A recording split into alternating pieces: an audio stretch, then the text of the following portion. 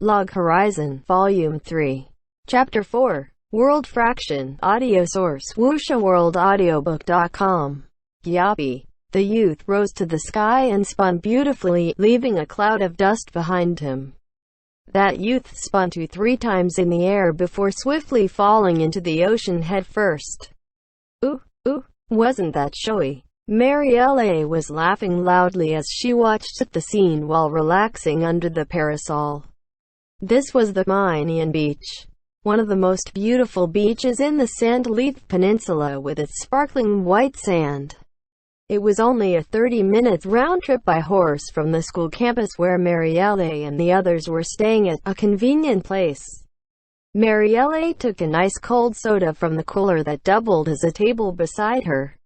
She had taken off her singlet, revealing her bright bikini, an outfit ideal for vacations.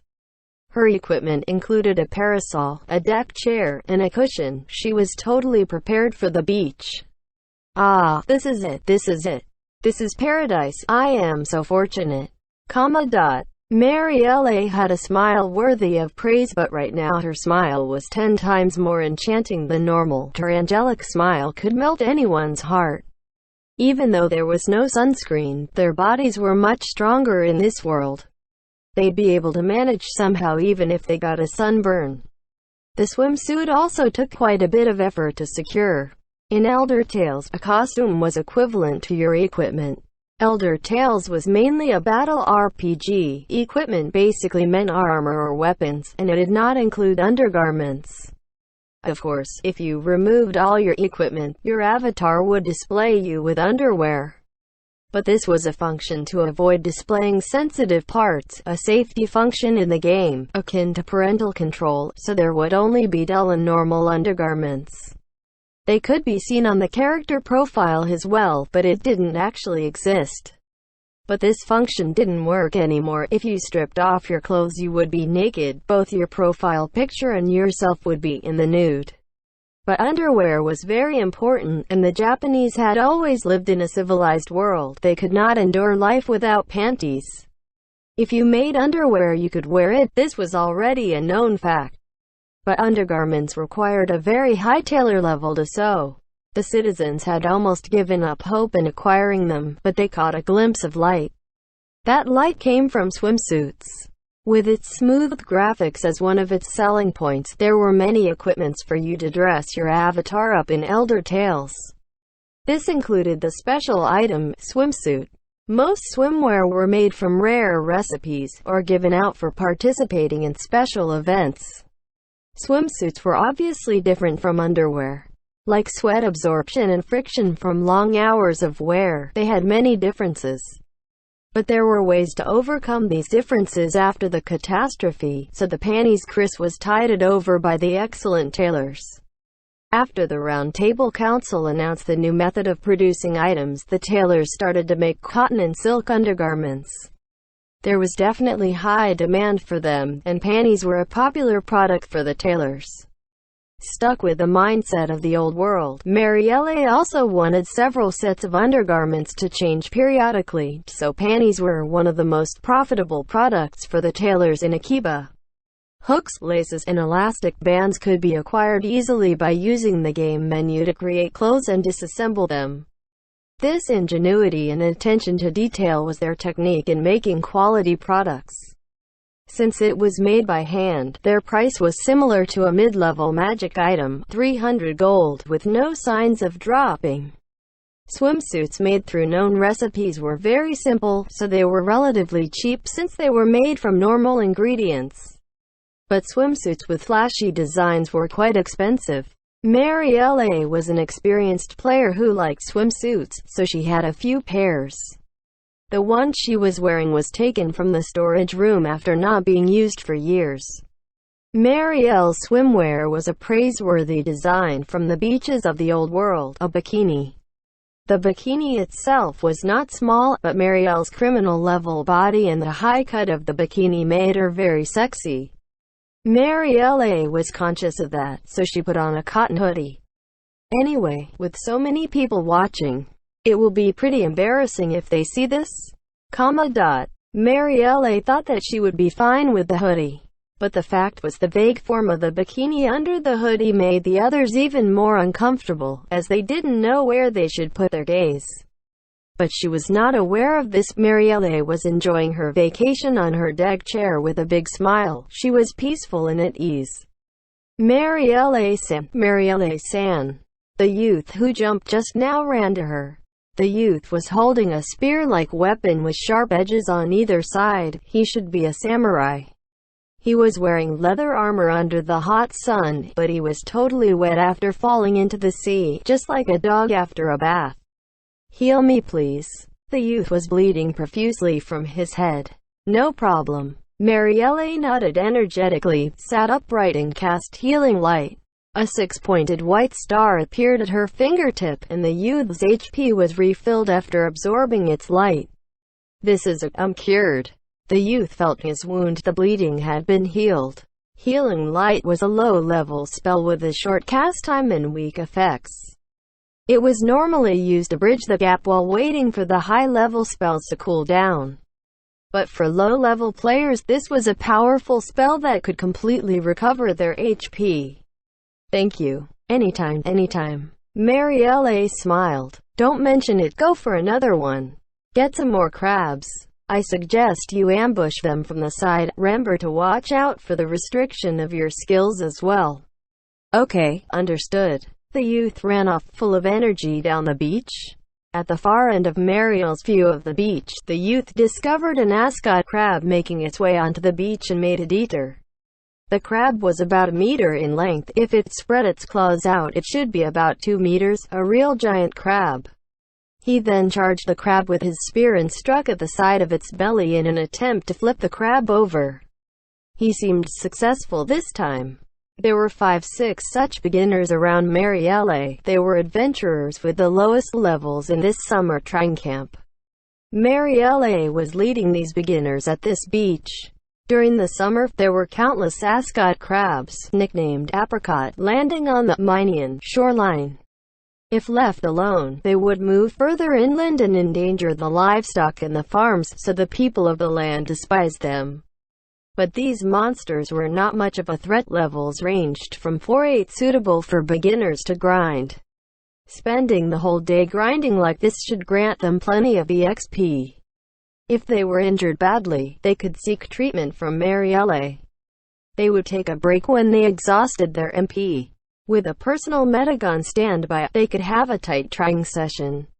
Marielle's grand vacation plan was a big success. Die, just die. Accept your fate. Marielle lay down on her deck chair as she listened to the battle cries of the beginners, the ice-cold soda in the glass cooling the summer heat. This was just like heaven. She couldn't help but smile. Many of the beginners here wanted to be in the production line. This was the 3rd month since the catastrophe, but they were willing to stay at this low level because they abhorred fighting. This was not a problem, as players focusing on production were necessary to support battle guilds who went out to farm. But in this alternate world, being a pure production player was very risky. If they had no battle power, they couldn't protect themselves in a crisis. And a high player level was beneficial to production as well. Some simple ingredients could be obtained faster if they went by themselves. This point probably played a big part in convincing them. Or maybe the beginners were aware of that, but the production guilds did not have a comprehensive beginner support program for them, so they had given up. The beginners gathered at this beach were passionately grinding by engaging the crabs repeatedly. To make it clear, every time they had a setback and were about to give up, Marielle would heal their wounds with her sunflower-like smile. So even if they wanted to retreat, they couldn't do it. The pride of boys was such a pathetic thing. As for the girls, they were influenced by the furious fighting atmosphere of the boys and held the thought, "Can't be helped, I will also train a bit more." Only Marielle was not aware of this reason. Everyone is working so hard. What? The weather is so nice. The sleepy Marielle continued to enjoy her vacation. The mid-level camp leaders sent by Kiel and West Wind Brigade were patrolling the beach as instructors and lifeguards. Marielle was standing by as the supervisor. She was just enjoying her vacation, and healed the wounds of the occasional casualty. Marielle, who was bored out of her mind, was turning in her chair again. The air was dry. Even if it was hot, it didn't feel uncomfortable. When she saw the line of white bubbles on the surface of the ocean by chance, she waved over to Shoryu, who was nearby. "Shoryu, look, what is that?" Marielle pointed to the white line in the sea. What is that?" "Bubbles? The trail of a boat." But the discussion ended like that. The white line dissipated after a while, and nothing of interest happened after. The group battled crabs until the sun set, leaving with plenty of crab meats and shells. Production subclass trying began at the school campus in the evening. Marielle and the rest had long forgotten about the mysterious white line. Isuzu entered the third day of their challenge of Ragronda Forest. Their daily challenges lasted less than 3 hours. The process depended on their stamina, so they were unable to stay in the dungeon for long. It didn't mean it was better if you stayed in the dungeon longer, but it was obviously a problem if the duration was so short. They only managed 4-5 battles for each trip. They could only keep practicing. Rundlehouse explained it this way, but there was no significant gain in EXP with only 4-5 battles. Each fight evolved into a battle of attrition, and they ended the trip after exhausting their MP and mental strength with nothing much to show for it. This story kept repeating itself. Isuzu was not wearing armor. She had changed into casual clothes because it was tiring to return to camp wearing heavy equipment. The higher-level party spent about 6 hours in the dungeon every day, so the low-level party who retreated around noontime had nothing much to do. They could recover their HP and MP after resting for an hour. And they could challenge the dungeon again in the afternoon to earn some EXP, but they were stopped by Nyana and Naotsugu. They did not know the reason, but the party relented when they heard their instructor's harsh warning. And so, Isuzu's party could only do menial tasks like picking firewood or drawing water from the ponds, or just kill some time in the woods. From the angle of the sun, it should be about 3 p.m. Isuzu was on her way to a pond nearby. It was not a big pond, but because there was fresh water flowing in, the pond was cool and clear. The water for the group was all drawn from here. It might not be suitable for drinking, so no one had tried that, but Isuzu thought it should be fine. There were no showers in the hills. No one actually suggested it, but Isuzu's group decided to take turns to shower in the pond. Huff. Ha. The distant sound of breathing came from deep in the forest. "Who is it?" Isuzu peeked in the direction of the sound. The one trying vigorously in the forest was Rundlehouse. He was wearing a light purple costume similar to the uniform of a noble's boarding school, with a cloak of a mage on top, and was sweating profusely. He must have been exercising for quite some time. If the fluid that was dyeing the ground in darker shades was sweat, he might have been trying all this while after leaving the dungeon. Rundlehouse extended his left hand forward. He created a big fireball, compressing it to the limit to the size of a fist. This process required immense concentration. Rundlehouse, who was always very concerned with his image, was sweating like a pig and clenching his teeth. After shooting the ball, a large ball of mist formed in his hand, which he compressed into an ice ball and shot out like he did before. This attack extinguished the fireball he shot out earlier. The magic that had been changed into ice and fire clashed fiercely in the forest, producing lots of steam. Rundlehouse did not let down his guard and kept moving around, maneuvering himself from time to time to avoid the scalding water. Incorporating defensive moves into his attacks, he seemed to be doing a battle simulation. Isuzu noticed 2 lines on either side of Rundlehouse. She didn't understand the meaning behind them. Only after watching Rundlehouse for a few minutes did she realize what they represented. The walls of the dungeon. The 2 lines on the ground represented the tunnel in the dungeon. Rundlehouse was fighting invisible skeletons that were coming at him from the front. He kept moving around all over the place, but he did not cross the line, because they were walls. and he had been moving for quite a while now. It seemed like a long time, but after about 5 minutes, Rundlehouse fell on his knees and breathed out loud. He maintained this position like he was puking, giving out an embarrassingly loud panting sound. "Are you okay?" Isuzu, who had been watching from behind the trees, asked hesitantly. He reminded her of a classmate with asthma who displayed similar symptoms. But Rundlehouse seemed genuinely surprised by her voice, jumping up like a spring and facing Isuzu. "Hi, Miss Isuzu. What are you doing here?" Rundlehouse smiled like a prince and flipped up his fringe. But his fringe was full of sweat, so they were stuck on his forehead. "Don't push yourself, alright," Isuzu said while holding back a laugh, but she failed to calm Rundlehouse, who worked in a panic to conceal his sorry state.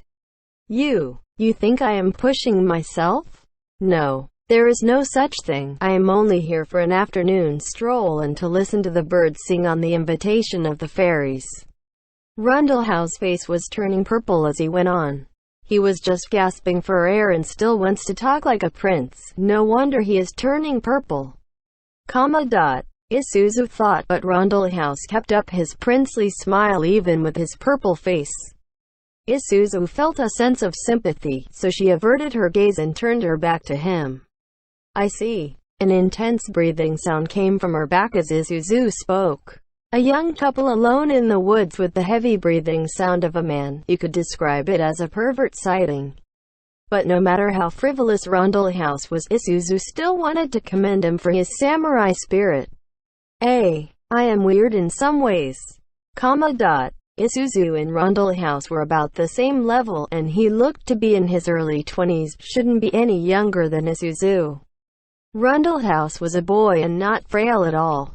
But there was a big gap between their battle prowess. Isuzu was a support class. Rundlehouse specialized in damaging attacks. His battle prowess should be several times better than hers. But ignoring battle powers or conditions, Isuzu felt she was superior than Rundlehouse in a totally different category. She didn't understand her own feelings. "Miss Isuzu, what are you doing in a place like this?" "I am going to shower." "Oh, right, Rundlehouse-san, let's go together." Isuzu did not ask, "Do you want to go?" The normal her wouldn't talk like this, but right now she was not being polite to Rundlehouse at all. "Shower? I have no interest in peeking at ladies bathing. Don't look down on me." No one said anything about showering together or letting you peek. Isuzu kept her back to Rundlehouse and retorted in a half-joking, half-angry manner. Rundlehouse behind her choked and coughed, which made her happy. "It's not nice to let a lady wander alone in the forest, right?" Isuzu blushed a little. Calling herself a lady was a bit embarrassing. It felt a bit too much, but she couldn't take back what she said. "You are right, yeah, I will just be an escort." Rundlehouse's voice started to recover. "Then allow me to escort you, the spring nearby." "Which way?" Isuzu turned around. The Rundlehouse before her said, "Please lead the way." She almost lost her composure looking at his expression. He was sweaty but was still charming. Looking at him like this made him look really handsome. He could win against any shoujo manga's main character in the real world. "But I don't feel excessive pressure from this. Is this also the effect of the alternate world?" Rundlehouse-san, it is this way." Isuzu tilted her head slightly, and as she started on the trail leading to the pond, the young man said to her, "Miss Isuzu, please just call me Rudy. That's how my parents address me." Isuzu listened to this with a tingling in her heart. Shiro and Akatsuki were brought to the depths of the ancient palace of eternal ice. They did not know which zone they were in. In the depths of the palace, it was cold despite it being summer. The cold was between cool and chilly. At the end of the tunnel was a sculpted giant metal door. "This way, this is my abode, please come in." Regan, who claimed to be a sage, opened the door and invited the two of them in. There were several thousand books in the library. You could tell it was a library from the gigantic round table, the tall ceilings, and the room that extended in a straight line into the depths like a tunnel. There were mountains of books surrounding them. On either side of the tunnel wall were shelves twice the height of Shiro. They were filled to the brim with delicacies known as books. The journals and scrolls spilled onto the floor, forming mini avalanches. This sight continued on deep into the darkness. Regan searched around the room as he said, this is weird, where did it go? Shiro and Akatsuki occupied a couch after clearing the books that were on it. I apologize, I have misplaced the beverages I prepared in advance. Regan was sorry about that, but Shiro shook his head and replied, it's alright, taking a few glasses and a bottle of black rose tea from his bag. This tea had become a popular beverage among the masses. It was thicker than brewed tea but was not as bitter, and you could add honey or sugar to it to fit your preferences. The one Shiro made had been cooled in the spring wells and sweetened with syrup. Shiro poured cups for himself, Regan, and Akatsuki. Regan gave an expression of joy with just a sip. He might be short and frail, but he had a charming aura, a man of mystery. From his appearance, he seemed about Shiro's age. My gratitude, I have always been poor and searching for things. Is this Dazeneg's magic bag? That's right, I had someone make this for me. Shiro nodded and replied bluntly, I have researched this bag before. For the process of crystallizing the magic circuits, you would need purple flame crystals and wyvern leather, right? Yes, I gathered these materials before they could work on this. Shiro was impressed. This was a level 45 quest, getting a magical backpack. The sage Regan had a good grasp on the contents of the quest, much more knowledgeable than normal people of the land. Please excuse my impudence. Let me introduce myself again. I am Regan. I claim to be a mage and use magic, but technically I am a magic scholar. Magic scholar? Yes, someone who researches magic. I am also a lecturer for normal magical studies, but I have been focusing on doing research. Researching here? Yes, I've lived in the ancient palace of eternal ice for over 30 years. This was originally the laboratory of my master. But after he passed on a few years ago, inherited his work and continued to research day and night. Do forgive my poor dress sense. Mirror Lake. You are the sage of Mirror Lake. Shiro remembered Regan's first introduction and understood the significance of this title. Sage of Mirror Lake. When Elder Tales was just a game, this was a title that was related to several quests, rumors, and books. For instance, the crucial item, Key of Eternal Darkness for the major raid, 9 Prisons of Heroes, was said to be made by the Sage of Mirror Lake. But this was just a setting in the game which Shiro thought was meant to add more background to the story, so he did not give it much thought. I guess I am. But I still can't refer to myself with the title, unable to drop the feeling of being a student. When others mention this title, I always feel that they are referring to my master. So the Sage of Mirror Lake is a hereditary title. It is indeed. Please call me Regan. With his humble demeanor, the Sage of Mirror Lake did not have the air of one with such a grand title. The silence flowed between them. Shiro drank his black rose tea and his brain turned at high speed. Attending the meeting of League of Freedom Cities Ystal was due to their invitation, but it was also a step in gathering intelligence of the world. Attending this meeting provided the chance to know and interact with the leaders of the world, widening their information network, much more in depth than what you could get poking around in the streets. But this was a big catch. It had been 3 months since the catastrophe. All kinds of knowledge about the world was gathered slowly by Shiro's group. At least the minimum knowledge to live their daily lives normally was complete. The adventurers in Akiba were successful in getting food, clothes, and shelter. But information like this made Shiro think that there is so much more to learn. There would be no problem if it was just a Shiro alone. Or if there were only a few members living together, all problems could be solved. No matter what the people of the land thought or what was the truth of this world, Shiro and the others were able to survive in this world with their abilities. They could go on journeys indefinitely, or build a base in the deep mountains. They could survive no matter what. But Shiro could not think of it this way. There were 15,000 adventurers in Akiba and almost 30,000 in the whole server. If he could abandon them, he would have started the Round Table Council. The 30,000 adventurers could not ignore the people of the land and live by themselves. They also need a base of their own. In this area under the Japanese server, the population was probably 1.5 million. The 15,000 adventurers were too big a number. They would have a large impact on the world no matter what they did. In fact, the new production method already had a huge impact on the world. Even if Nyana did not discover this new method, someone would definitely discover it after a few months and the news would spread.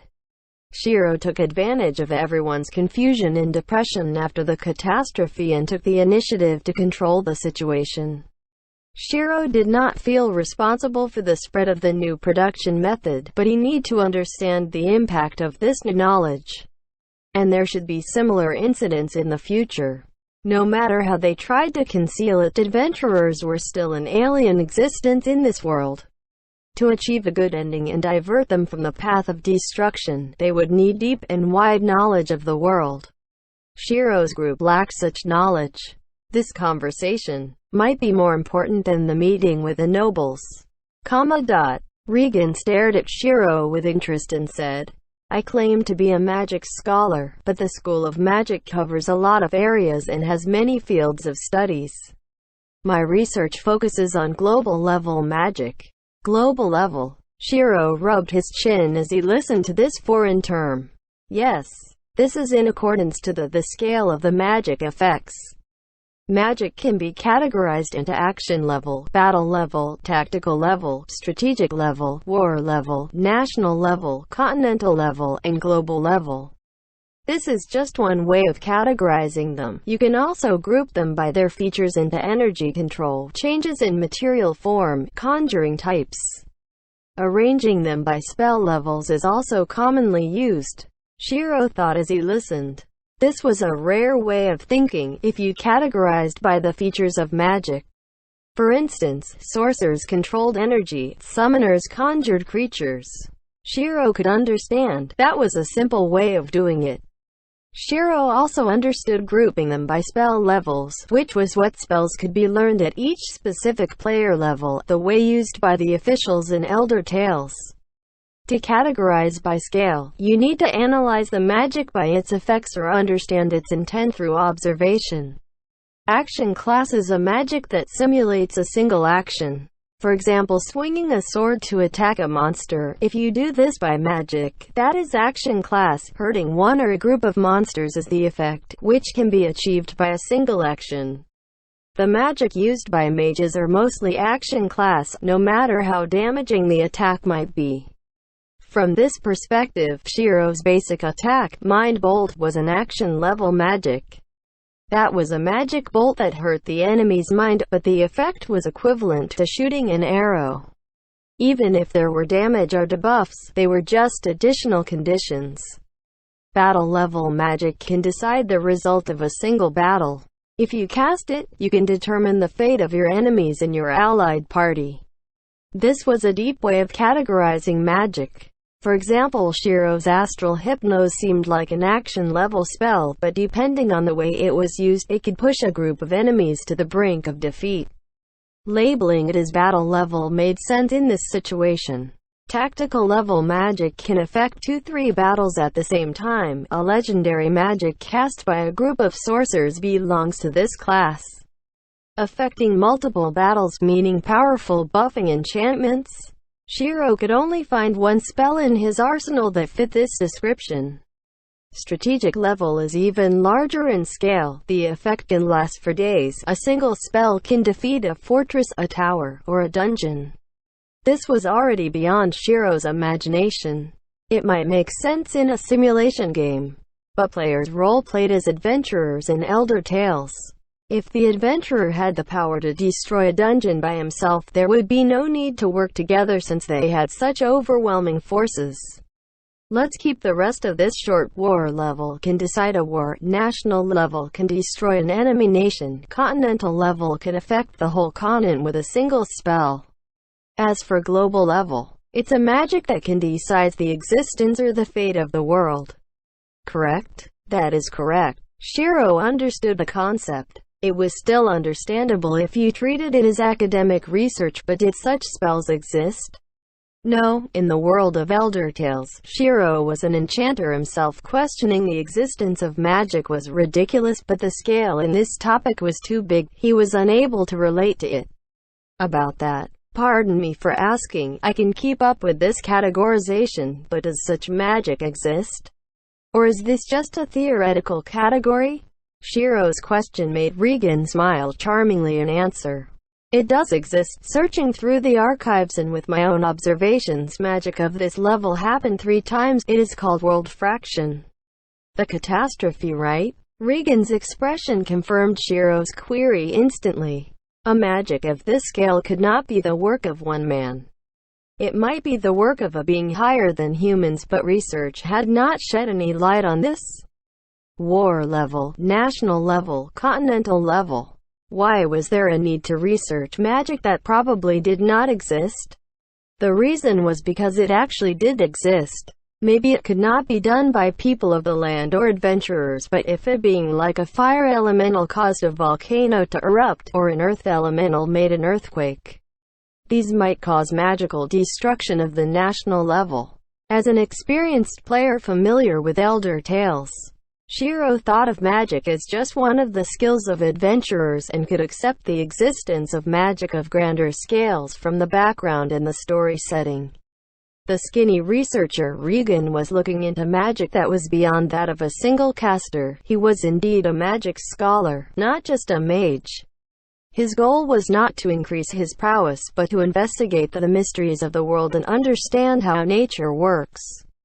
You named the incident that happened in May as the catastrophe. The people of the land refers to it simply as the revolution or the May incident, but I see it as the third world fraction.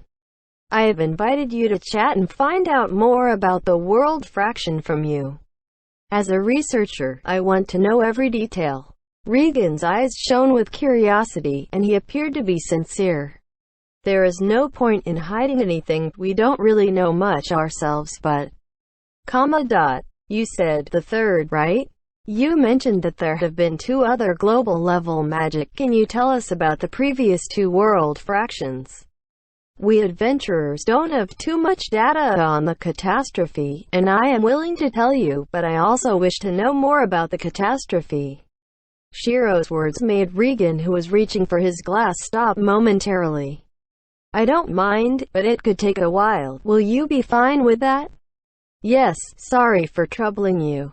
Shiro confirmed with Akatsuki, who nodded beside him, and replied to Regan. Akatsuki maintained a tense expression and listened carefully. Let me think, where should we start? As I said, I don't know everything about the world fractions. You can even say I am totally ignorant about the subject. You can even treat this as something that happened in the past. But that won't be explained, so let me start from what I do know. From the history of our world. Shiro adjusted himself in his seat and nodded in agreement. Shiro was happy that Regan was explaining right from the beginning. About 350 years ago, the world was much more prosperous than it is now. Even if it could not match the glory of the fallen ancient empire, the population was still 3-5 times more than it is right now. Using the continent as their base, people spread to the corners of the world. What do you mean by continent? I mean the neighboring Eurato continent, the Eurasia continent, including China, the countries in the Middle East. Shiro nodded in reply. This was without question the biggest continent in the world. But he did not start with the ancient lore, which surprised Shiro. According to the background story of Elder Tales, the ancient empire which advanced civilization to its limits was ripped apart and reconstructed. The developers did not mention the Dark Age during the rebuilding of the world, so the players only thought of Elder Tales as the world right after the reconstruction. But the buildings and roads from the ancient times deteriorated to this extent, which meant all sorts of things happened during this dark period of time. Shiro kept thinking of it as a blank period of time where nothing happened, so this fact surprised him. The 4 races of humans. ALVs, elves and dwarves lived gloriously in the world. Every country lived in peace and prosperity. The magical items you can find in dungeons today are remnants from this period of time. The ancient Palace of Eternal Ice we are in is an ancient magical structure, obviously different from that of the ancient lore, right? This is built by the ALV during that time, and they're also the inventors of magic, the pioneers in magic civilization. The various magical items they created are said to be able to decipher the mysteries of the world. The ALV. The developers listed them as an extinct ancient race. Shiro was a half-elf who inherited this ancient bloodline, but there was no history or story behind this in the game. He only knew they were powerful in magic, a race suitable to use magic items. The details have nothing to do with the main topic, so I won't dwell too much on it, but this power became a source of disaster. The ALV have high intelligence and magical talents, but are weak in reproduction. Their population did not increase, and the country around the land was also small. A minority race like this monopolizing magical techniques infuriated the surrounding nations, and they destroyed the ALV kingdoms one by one. The ALV were pushed to extinction, and their glorious history ends here. Since the ALV were extinct, something like this must have happened. Shiro had ALV blood in him, but this did not fan his nationalistic instincts. He just made a note that there was such a setting. But what about me? There are quite a number of half-ALV in this world, even though it is a small number. This is the sign of the end of the ALV. The people rated the ALV firstly for their magical knowledge and quality magical items, and following that, they were after the ALV themselves. The ALV became slaves in this world. Everywhere, including the human, elf, and dwarf kingdoms, they traded the ALV as slaves. They were violated and gave birth to children, which are the half-ALV we know. But the genetic inheritance tends to skip generations and appears with a low probability between human parents. Whoa, I'm going off topic, that won't do. Anyway, the ALV kingdoms fell, but a major upheaval happened. Featured prominently in this upheaval are the 6 scrap princesses of the ALV. 6 scrap princesses. This was a foreign term. Regan wrote on the table with his finger. 6 meant there were 6 of them. Scrap meant they had fallen from grace. Princesses meant females from a royal family. There are many theories behind the identity of the 6 scrap princesses. The theory here is that they are different individuals with their own names and place of birth. But there is one thing for certain, they are all princesses from different parts of the continent. 6 scrap princesses was coined by later historians. It is said they did not act in concert, and had become slaves like their kinsmen. They escaped execution because of their royal status, which is a form of fortune. The history books describes them as so beautiful that they are pampered like gemstones. The royalty, leaders, and nobles treat them as their exclusive pets, keeping them imprisoned in 6 different countries. But they did not end their lives as slaves. Some used magic, some led a rebellion of enslaved elves, some controlled the royalty from the dark. All of them started revolutions against the whole human race. Shiro was attracted to these words, but his emotions remained neutral, leaning towards the ALV at most. From the view of a modern Japanese, the humans of the alternate world attacked the ALV out of envy of their magic technology, and the remnants of the ALV started terrorist attacks to retaliate. All these were within expectations.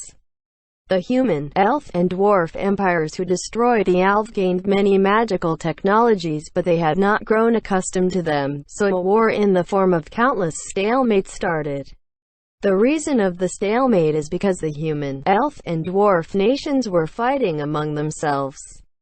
The 6 scrap princesses were no heroines, but vengeful spirits. They orchestrated chaos behind the scenes, disrupting society, confusing the populace, spreading the seeds of discord everywhere in human society.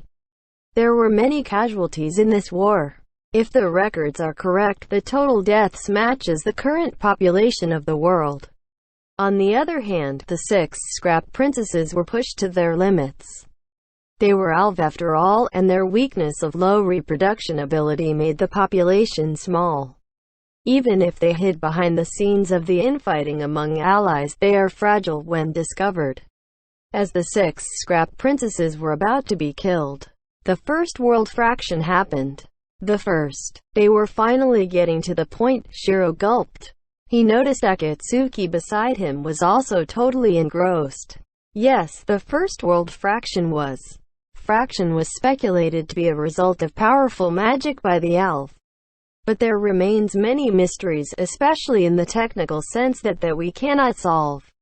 We cannot even understand the basic principle behind it, let alone replicate it. The world fraction occurred, and the demi-humans appeared. They did not exist until 300 years ago.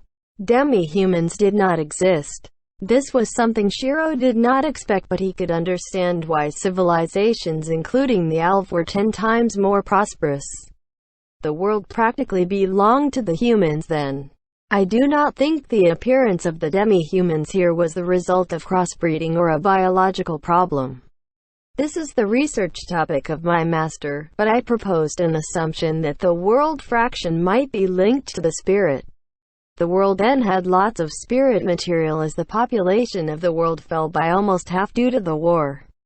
These spirit fragments were then used to make demi-humans which appeared throughout the world and pushed the human empire that was ravaged by the war to the brink of destruction.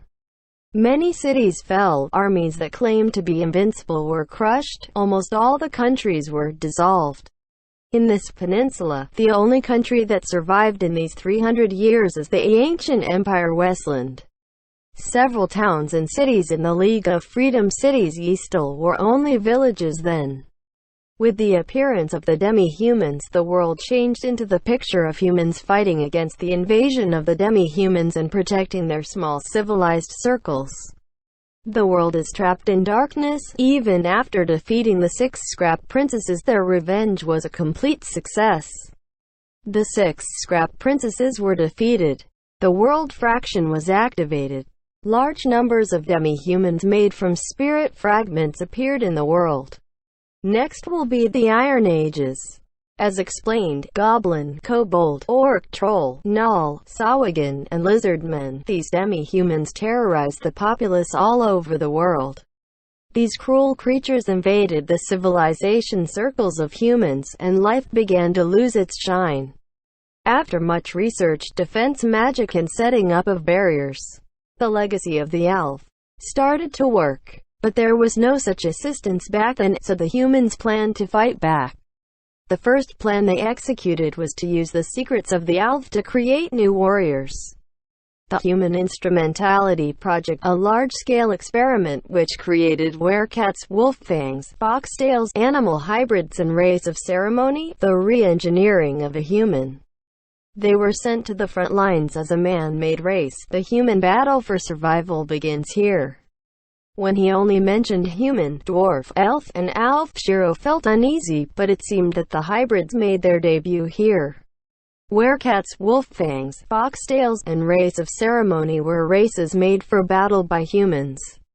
Several countries in Edo thought the battle was hopeless and gave up. They organized big fleets of ships to cross the ocean towards a new continent. The new continent also had demi-humans, but they persevered and built their own country in this brand new world, and with the power of their faith, the ancient was born. The new continent, it should be referring to the Wayne continent, or the Americas continent in the old world.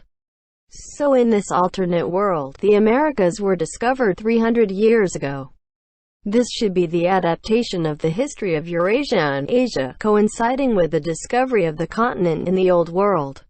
Shiro tried to imagine the situation in the American server, but he shook his head and stopped that train of thought. There are several theories behind the ancient, but there are definitely a number of them that came into being during this period. Regarding the ancient, let's talk about them another time. I will focus on the theory of spirits. Even after using so many resources and techniques, they were unable to halt humanity's path to destruction. That is how strong the forces of the demi-humans were.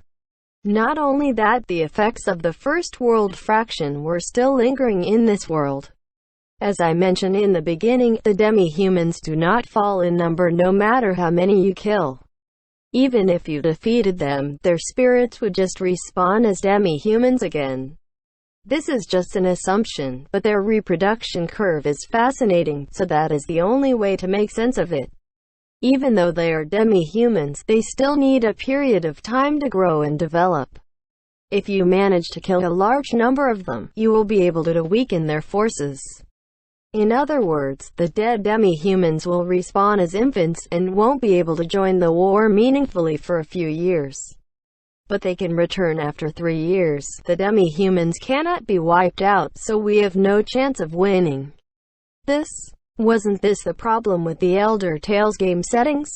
Shiro wanted to interject. Elder Tales was a game, or it was a game before, if one player killed off all the monsters forever in a zone leaving nothing for the other players. That must be a disappointing experience.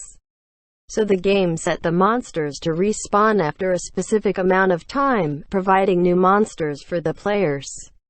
If not for that, stronger players would be able to clear all the monsters in the zone given an amount of time. The people lived in fear and despair, praying for a miracle. This was a really dark period of the world. It had been 60 years since the defeat of the 6 scrap princesses in the First World Fraction. Humanity fell into absolute despair, poverty, hunger, and fear.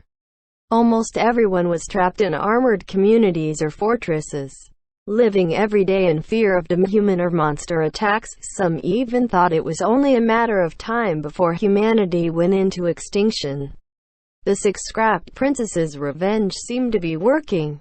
At this moment, the Second World Fraction happened, but it is different from the first, with almost no clear records and observation of it in the archives. It was the dark period in the history of humanity after all, so they might not have had the spare time to leave behind records. With the combined effort of the humans, elves, dwarves, and many races of ceremony, they invoked the holy summon spell. Some religious texts describe this as God's salvation. Anyway, the World Fraction happened again. The time is exactly 240 years ago. Adventurers appeared. 240 years ago. Adventurers appeared. There is nothing of significance in the history that follows. The powerful adventurers were a gospel for all of humanity. The fields of dead spirits, the king of Hades, the jade throne of the dragon, all kinds of crises that hit Yamato were solved by the adventurers. The world did not become peaceful, but it is now more stable, and is on the way of restoration.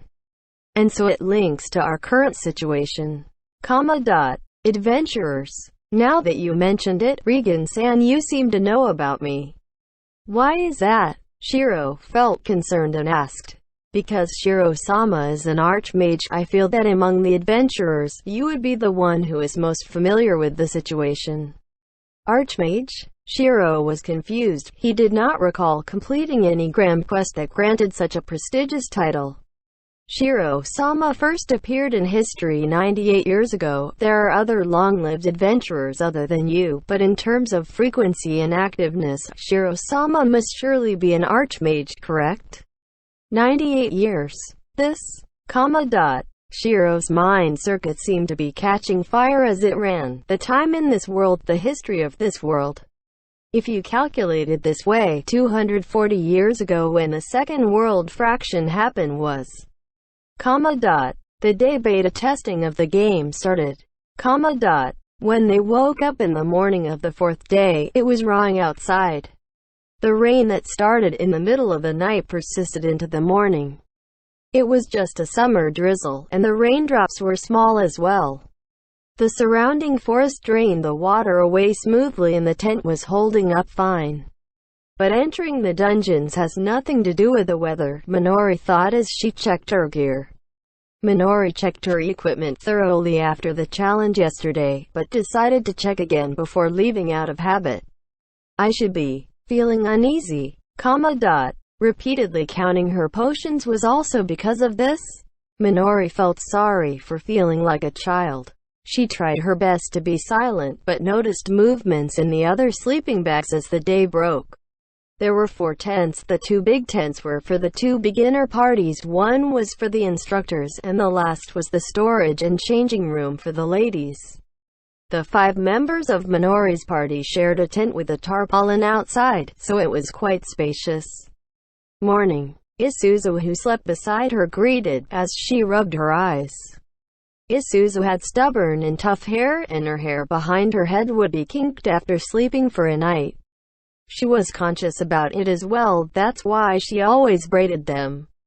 But Minori thought her hair was cute this way too. Is it light out yet? Isuzu gazed at the tent entrance with her eyes half open. The canvas was thicker at the entrance, but you could still see the light shining from outside. Yeah, it is a bit dark because of the rain, but it is light outside. Is that so? I feel so sleepy. Because it is cold? Yeah. Isuzu mumbled something incoherently and snuggled back into her sleeping bag. Stowing her gear, Minori put a blanket over Isuzu with a smile. The others seem to be awake, but they are not getting up. It was drizzling outside, but they had a comfortable and cool rest last night. The sound of the raindrops filled the tent, giving it the steady and sleepy atmosphere of a secret hideout. The monotonous sound of the raindrops seemed to be protecting them, their first leisure time since making camp. There also seemed to be a shadow outside. Minori turned and saw Nyana sticking his head into the tent. Minori walked to the middle of the tent and approached Nyana. The tent ceiling was high enough that Minori could stand up straight with no problem. Morning, Nya. Morning, Nyana-san. For your breakfast. Minori nodded to acknowledge Nyana's soft voice. We can't eat outside with the rain like that, so breakfast will be sandwiches with creamy crab soup. Please eat inside your own tents, Nya. Understood. A few minutes later, Nyana came to deliver breakfast. He gave her enough sandwiches for 10 people and a full pot of cream soup. Thank you very much. Ah, you are welcome, Nya. See you later, Nya. Minori held the tray with the pot and bowed awkwardly. Nyanta waved and went back into the drizzle, probably to deliver breakfast to the other party. Minori placed the tray carefully in the middle of the tent and was thinking of where to put the pot.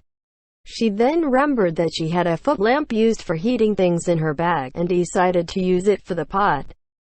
Is it breakfast? Toya got up with an unkempt head of hair. Minori reminded him. Toya, your hair. Toya just answered. Without much thought. Should we eat? Let's eat. Toya moved slowly out of bed. Rundlehouse beside him was also awake. He seemed to still be dreaming and says, Morning, Miss Minori. You are as beautiful as the sun as well. After this baffling greeting, he staggered towards the tent entrance. Rundlehouse-san, it is raining outside. Minori warned him, but he mumbled, I am just changing my face and washing clothes. As he left, Sarah came back just as the tent flaps closed. Minori didn't notice when she went out, and Sarah happily placed some fruits beside the sandwich tray. Seemed like she spent the morning with Nyana. A morning date? With Sarah's help, Minori poured the soup into bowls. The reheated soup gave off the fragrance of clam chowder soup and seemed to be delicious. Of course, it is top quality. The cheerful Sarah said. She probably tested the taste with Nyana. Minori thought it was indeed delicious with the corn and crab meat mixed in. Woo! Minori pulled up Isuzu, who was lying down like a caterpillar. Minori took a comb out of her bag, as Sarah said. Leave this to me, and took the utensils. It was still drizzling outside. The party enjoyed their breakfast in the cool weather. Lying face down, only the top half of Isuzu's body was out of the sleeping bag, and Minori was combing her hair behind her. Isuzu's hair was hard to manage, and she herself complained about being so unfeminine. But Minori thought her light brown braid suited her well. This is nice, Toya commented softly, wearing a t-shirt and shorts and sitting with his legs crossed on his sleeping bag. This shouldn't be a sight to show the ladies, but it was given a pass with the train camp as an excuse. Rundlehouse said when returning, Hey, the breakfast is so fragrant and wonderful today as well, don't you think so? He had a refreshing air about him, fixing up his appearance in such a short time to return to his usual pace.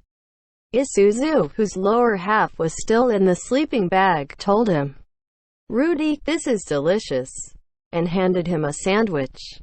Rudy, Rundlehouse took the sandwich obediently, took a bite and said, "Whoa, this is pumpkin salad, right? Such a delicacy." He sounded so well-mannered, he must have been from a high-class family. The group ate their breakfast amiably. The gentle sound of the rain soothed the flustered hearts of the group. When the group remembered that they had to challenge the dungeon later, their hearts became heavy and they lost their chatting mood. They packed the leftover sandwiches into a basket for lunch. The 3 sandwich flavors were the sincere products of Nyana. Minori's favorite was the fruit omelette sandwich. There were fruits left on the platter, but everyone was holding their soup cup and sighing. They were all in a blank mental state after a full meal. "That," Toya said in this heavy atmosphere. "Do you want more soup?" Sarah asked Toya, with her eyes on the pot. "No. It's not about the soup," Toya said, choosing his words. With the gazes on him, Toya repeatedly opened his mouth and hesitated. He probably could not find the correct words to express himself. Toya was bad with words and hesitated like this a lot, a sight Minori was familiar with. Minori immediately understood what Toya wanted to do when their eyes met. Toya wanted to break the current situation by encouraging the group. WuxaWorldAudio.com. Was the brother trying to protect his sister and become a target for the group? Minori could see this happening. Since Toya was set on proposing an idea, Minori had to tag along. "No, this is something I should have done. Listen, if you encounter any trouble, remember to move forward. Not your legs but your hearts." She remembered the advice Naotsugu gave a few days ago. To move forward with your heart. Minori felt that she finally understood the meaning behind these words. That was to have courage. Courage didn't mean not backing down from a fight, but the will to overcome the fear in your heart. Minori realized the thing that had stopped because of fear was her heart. "Because of this," she said with determination. "Everyone, shall we challenge the dungeon in the afternoon today?"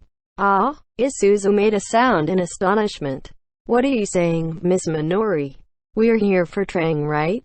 The priority of the lesson should be to head into the dungeon as soon as possible and accumulate EXP to level up, correct?" Rundlehouse retorted with a strong attitude. "But we can only challenge it once a day, and we left before 3 hours yesterday and the day before, right?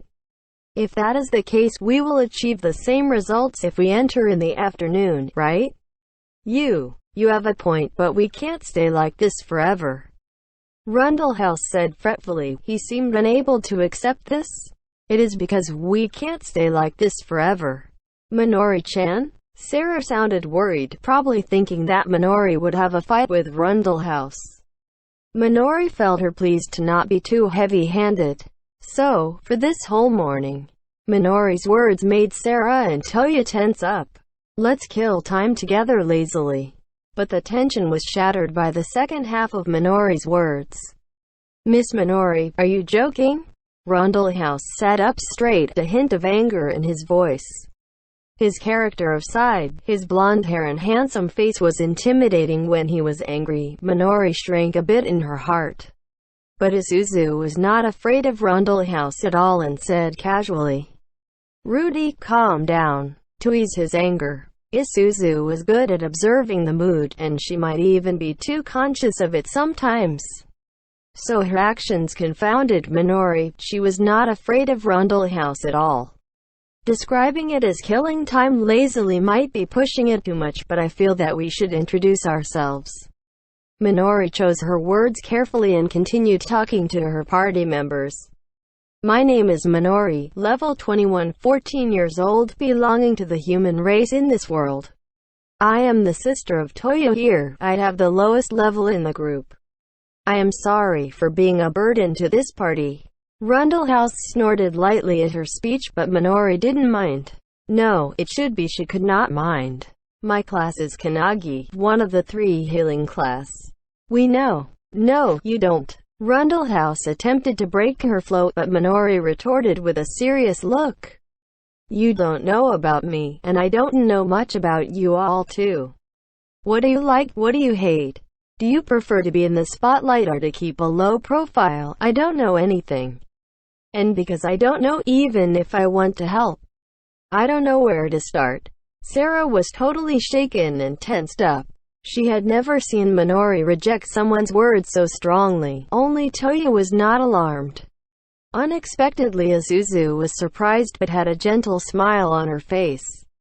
Please tell me everything about yourself. I am weak. If I don't listen and remember it all, I won't be able to support everyone.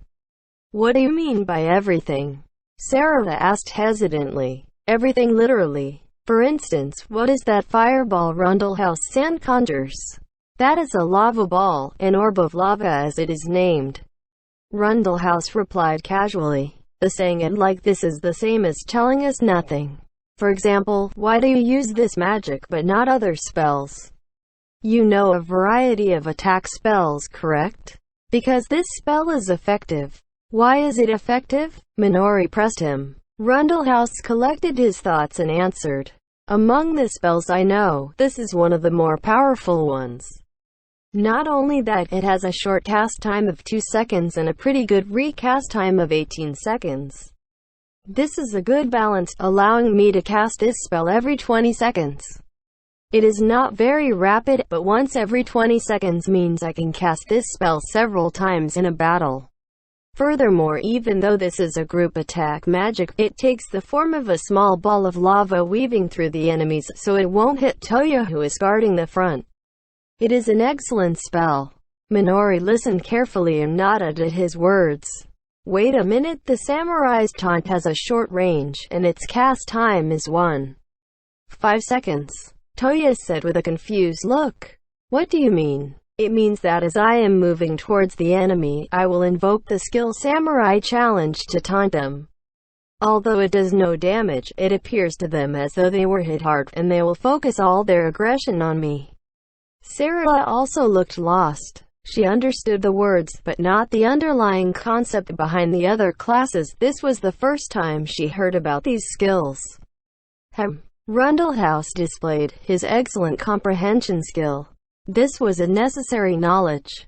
If the monsters focused their attacks on the damage dealers, they would want to divert their attention away with a bigger threat, which meant stronger attacks.